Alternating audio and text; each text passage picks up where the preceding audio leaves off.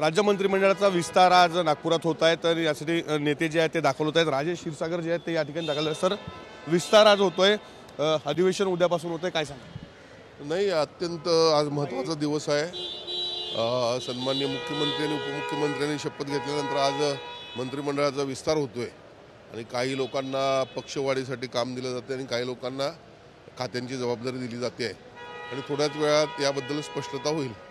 काय तुम्हाला या संपूर्ण संदर्भात निरोप मिळालेला आहे का आणि काय? नाही, अजून तर काही निरोप मिळालेला नाही, पण सर्वांना सकाळी या ठिकाणी हजर राहायला सांगितलेलं आहे। नागपूरमध्ये काय मंत्रिपद मिळेल, बघू, जी काही जबाबदारी पक्ष देईल ती पार पाडू। अधिवेशन सरकारचं आता पूर्ण होत आहे, कशा पद्धतीनं या अधिवेशनाला सरकार सामोरं जाणार?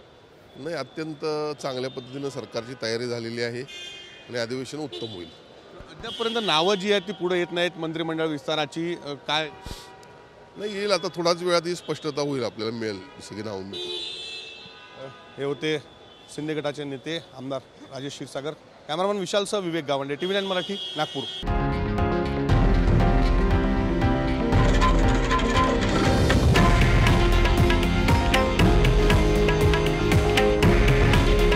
हे आहे देशातील नंबर 1 न्यूज नेटवर्क आणि आपण पाहत आहात TV9 मराठी।